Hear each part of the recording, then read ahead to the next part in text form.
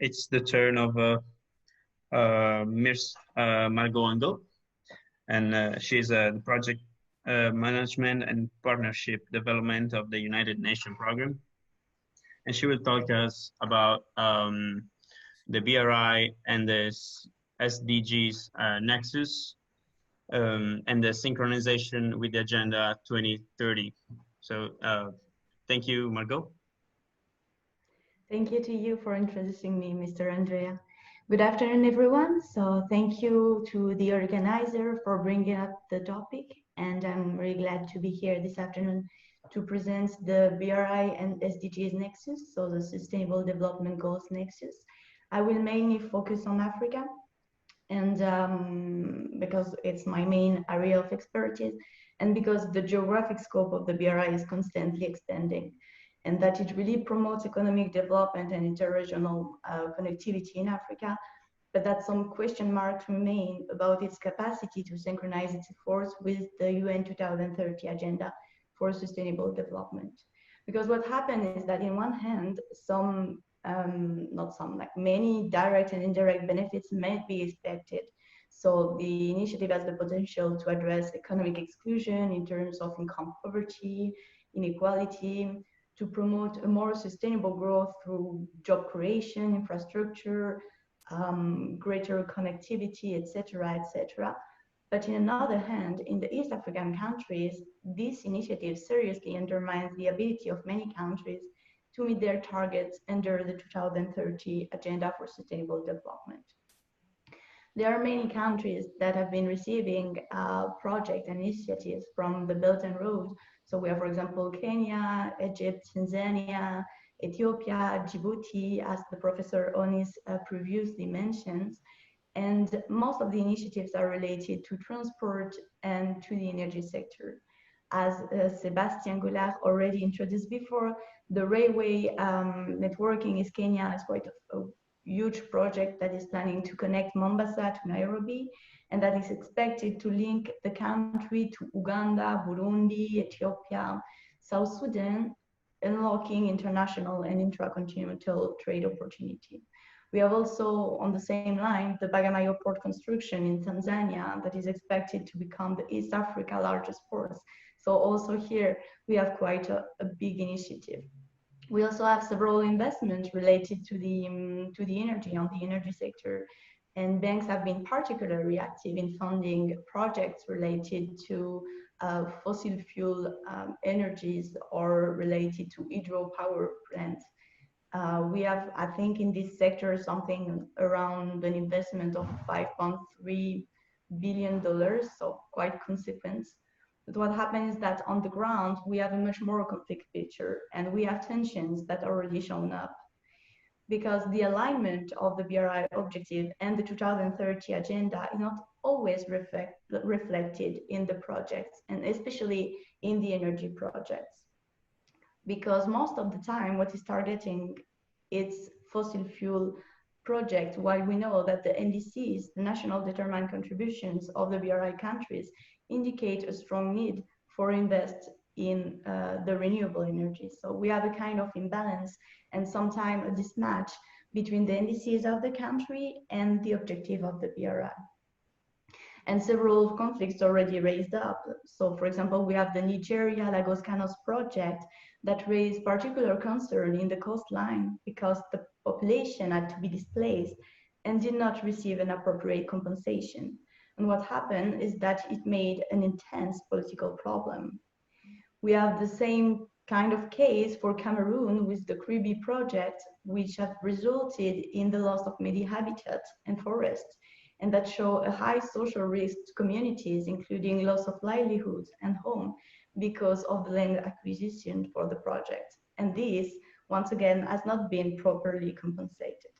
So we have a problem related to the NDCs and its match with the objective of the BRI, a problem related to property rights, and then we have a problem on the ground of environment. And that has been the case for the Bagamoyo project, for example, in Tanzania, that raised several concerns before it was suspended that were related to the environmental impacts. So we're speaking about destruction of flora, fauna, air pollution, noise nuisance, But where the problem really stands was when we were talking about water resources, when we're speaking about the quality and the quantity of water resources available.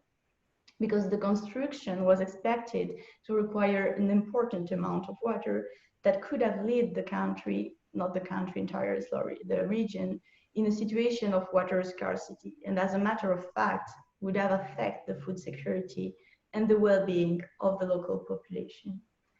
Those examples are not isolated instances, they are repeated occurrences. In 2019, the Kenya's National Environmental Tribunal ruled that the environmental and social impact assessment license that had been given for a project, I think it was for the Lamu coal fire plant project, was insufficient, and so the construction has to be stopped. So we have several conflicts that are raised up that have several important impact on the project, in the sense that it stopped some projects and it delayed the implementation of others. But what has been learned from this project? Well, the Kenya's example has been a really good example, learning example on several grounds. And it shows the necessity to first get the support not only of the government, but of the broader society to implement the project. Second, to engage the stakeholder through a really transparent communication and the sharing of their analysis. And third, as a matter of fact, to better calculate the risk and cost of stakeholder engagement and legal proceeding, because it might rise the cost of the project. What has been adopted until now? Well, what happens now is that we have a strict examination of the core strategy and principles that are behind each initiative. And there is a better assurance that local communities at provincial and regional levels along the route are fully engaged. That's a really good thing, because it really leads to a maximization of positive impacts by closely aligning objectives and outcomes with the implementation of the SDGs. But to do so, it implies that the BRI just do not aim to only contribute to the achievement of the goal of the participating countries in terms of infrastructure, regional development, connectivity, industrialization as per its stated goals, but that it really expand the initiative to aim for a sustainable transformation of the countries, with a focus on poverty reduction, environmental sustainability, inclusive and social development, etc., etc. Because these are the key elements for the success of the initiative in a long-term perspective. To translate this theory into action, several initiatives have been implemented. As Sébastien Goulard already introduced a bit, a lot has been done already. And we have, for example, the 5 principles of peaceful coexistence that have been integrated, and some of them really help building a shared vision with the BRI and the SDGs. We have, for example, on those principles, the principle of equality, mutual benefit, peaceful coexistence, and several others. But this point will probably further be explained by my colleague, Mr. Cherini, later. On the same direction, in the past 5 years, the Belt and Road Initiative has been upholding the Green Development Principle, with the goal to promote the green and low carbon construction and to enhance cooperation in ecological and environment protection. Also in terms of biodiversity conservation and in terms of climate change mitigation. What's interesting is that those efforts have really created a new impulsion for the implementation of the 2030 SDGs, and it delivers a new opportunity for green development in the related countries.